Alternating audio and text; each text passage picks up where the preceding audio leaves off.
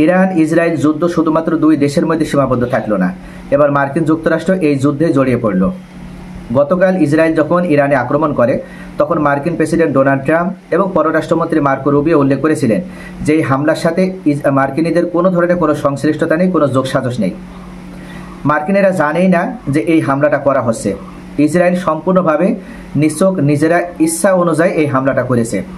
তবে মার্কিন এবং ইরানের মধ্যে যে আলোচনা অব্যাহত ছিল সেই আলোচনা এখনও অব্যাহত রয়েছে, সেই আলোচনা চলমান থাকবে। তবে ইরানের পক্ষ থেকে আলোচনার বিষয়টি অস্বীকার করা হয়েছে।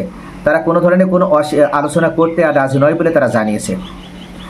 ইসরায়েলের পক্ষ থেকে তারা জানিয়েছে যে যতক্ষণ পর্যন্ত ইরানের পরমাণু কর্মসূচিগুলো অব্যাহত থাকবে বা ইরানের পরমাণু কর্মসূচি সম্পূর্ণভাবে ধ্বংস করতে সক্ষম না হবে, ইসরায়েল ততক্ষণ পর্যন্ত ইরানের অভ্যন্তরে একের পর এক হামলা পরিচালনা করবে।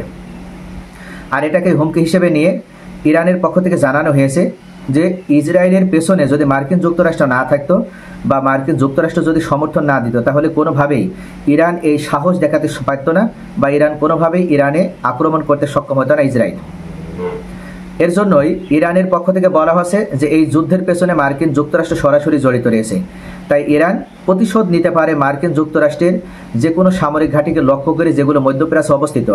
আর এটার পূর্ব আভাস পেয়ে মার্কিন যুক্তরাষ্ট্রের পক্ষ থেকে ডোনাল্ড ট্রাম্প উল্লেখ করেছেন যদি ইরান মধ্যপ্রাচ্যে অবস্থিত মার্কিনীদের যে সামরিক ঘাঁটি, যে 17টি সামরিক ঘাঁটি রয়েছে, এই 17টি সামরিক ঘাঁটির কোনো একটা সামরিক ঘাঁটিতে যদি আক্রমণ করে তাহলে পাল্টা আক্রমণের মুখোমুখি হবে ইরান।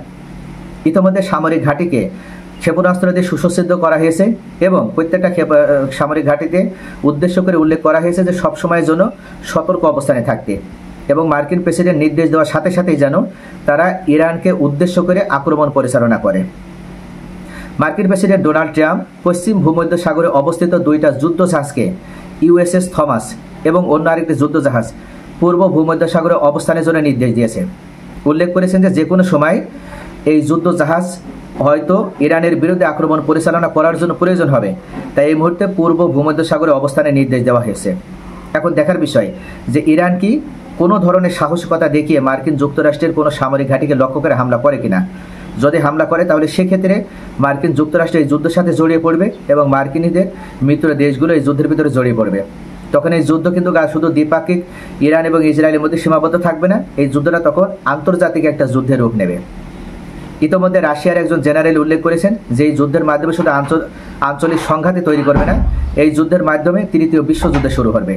তো এখন দেখার বিষয় যে এই যুদ্ধ শেষ পর্যন্ত কতটুকু অগ্রসর হয় এবং ইরান ইসরায়েল এবং মার্কিন যুক্তরাষ্ট্রের যে ত্রয়ী শক্তির যে যুদ্ধ, এই যুদ্ধের মাধ্যমে ইরান তাদের স্বাধীনতা সার্বভৌমত্ব রক্ষা করতে সক্ষম হয় কিনা। সকলে ভালো থাকেন। Thanks for watching.